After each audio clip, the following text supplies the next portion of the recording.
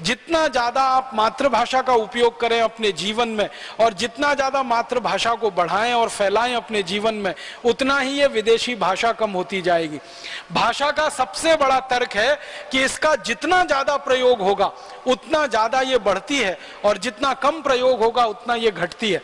अंग्रेजी का प्रयोग अगर आपके जीवन में ज्यादा होता रहेगा तो अंग्रेजी बढ़ेगी और अंग्रेजियत बढ़ेगी। उसके स्थान पर आप मातृभाषा का प्रयोग करने लगेंगे तो मातृभाषा बढ़ेगी और वो फैलेगी। तो मेरा एक छोटा सा सुझाव है, आपको लगे तो आप आज से ही स्वीकार करें कि मातृभाषा को प्रधानता देना शुरू करिए। अपने परिवार में सारे काम मातृभाषा में करिए, बोलचाल के काम मातृभाषा में करिए, पड़ोसियों से बोलचाल के काम मातृभाषा में पूरे करिए। आपको बैंक में जाकर खाता खोलना है तो हस्ताक्षर मातृभाषा में करिए। आपको बैंक का फॉर्म भरना है तो मातृभाषा में भरिए। अभी ये सारी सुविधा भारत में उपलब्ध हो गई है। आप अगर ये कहेंगे कि नहीं हमारा बैंक अकाउंट में तो अंग्रेजी का हमने हस्ताक्षर कर दिया है, वो बदल सकते हैं, किसी दिन भी बदला जा सकता है।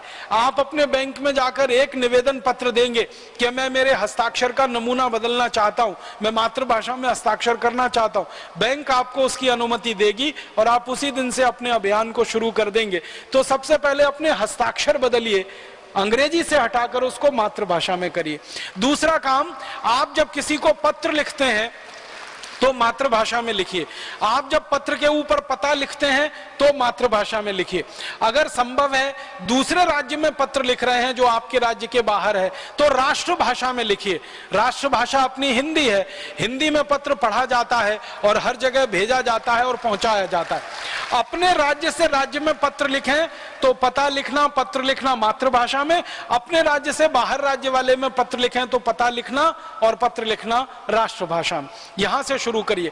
घर के बच्चों के नाम मातृभाषा में रखिए, राष्ट्रभाषा में रखिए, ये अंग्रेजी वाले नाम बदल डालिए। और इसके आगे चलें तो आपके जीवन में जहां जहां भाषा के उपयोग की बात आती है, आप पूरी कोशिश करिए ईमानदारी से कि आप मातृभाषा में ही लिखें, पढ़ें, बोलें, चिंतन करें, हंसें, गाएं, सपने देखें और उन सपनों को आगे बढ़ाएं। यहां से शुरू करिए। फिर इसी तरह से एक दूसरी शुरुआत करिए कि वस्त्र के स्तर पर, भूषा के स्तर पर भारतीय हो जाइए। अंग्रेजी भूषा को जितना जल्दी छोड़ सकें छोड़ दीजिए।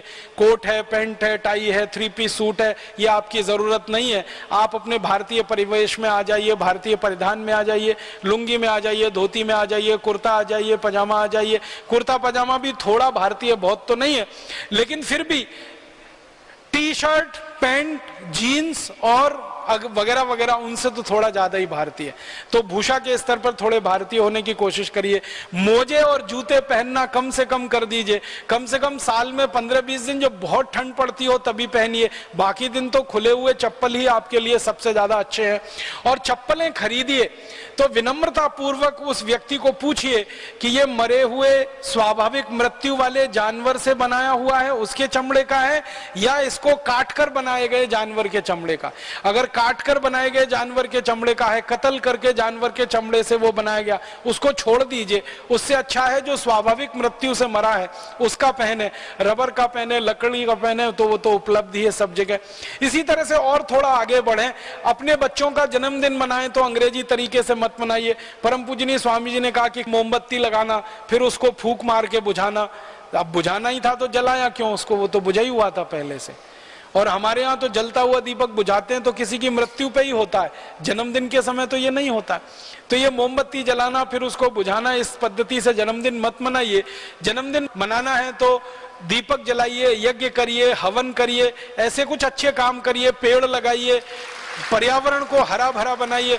अगर सारे लोग एक छोटा सा संकल्प ले लें कि जो दिन जन्मदिन होगा उस दिन हम यज्ञ करेंगे और उसके साथ एक पौधा लगाएंगे, एक पेड़ लगाएंगे, तो भारत देश में 115 करोड़ लोगों का कभी ना कभी तो जन्मदिन आता ही है। तो 115 करोड़ पेड़ लगेंगे और 115 करोड़ लोग यज्ञ करने लगेंगे। उस यज्ञ करने से जो वायु शुद्ध होगी, जो वायु पवित्र होगी, उसकी वजह से पूरा पर्यावरण शुद्ध और पवित्र होगा, तो देश का प्रदूषण भी खत्म हो जाएगा।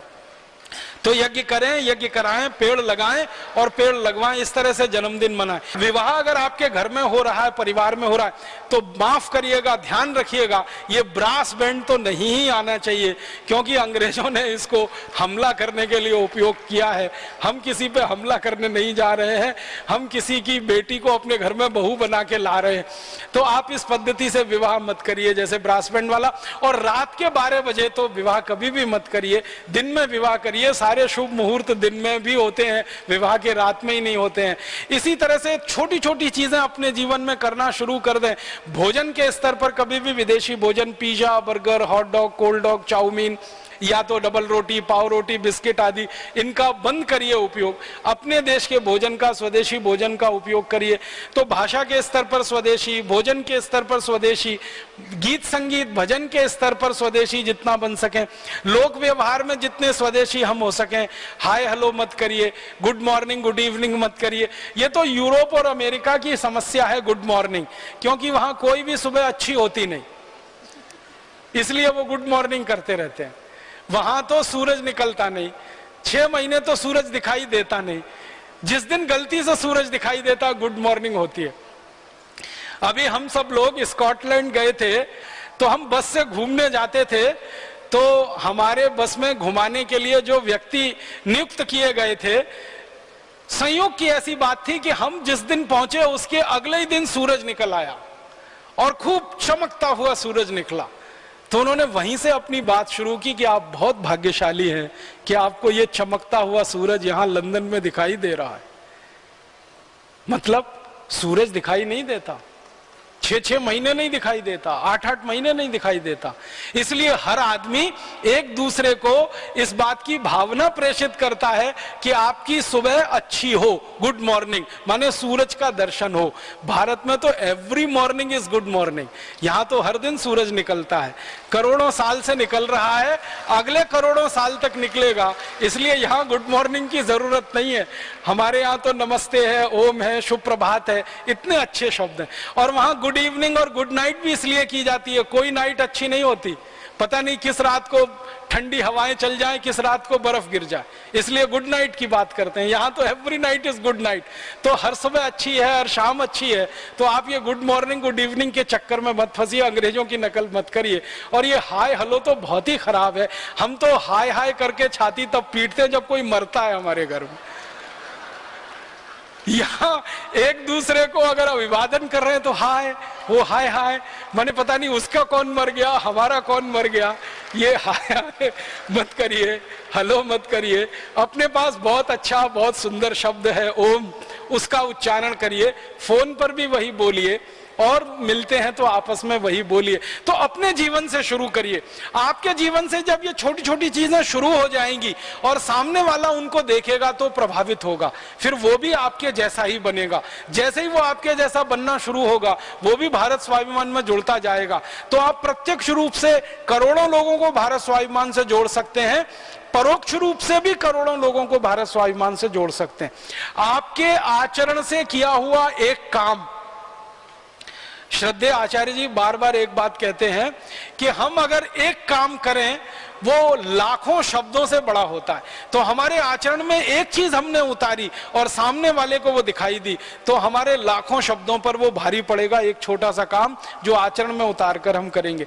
तो ये भारतीयता और स्वदेशीपन आपके आचरण में आ जाए तो अंग्रेजियत और विदेशीपन हमारे समाज व्यवस्था से हमेशा के लिए निकल जाएगा।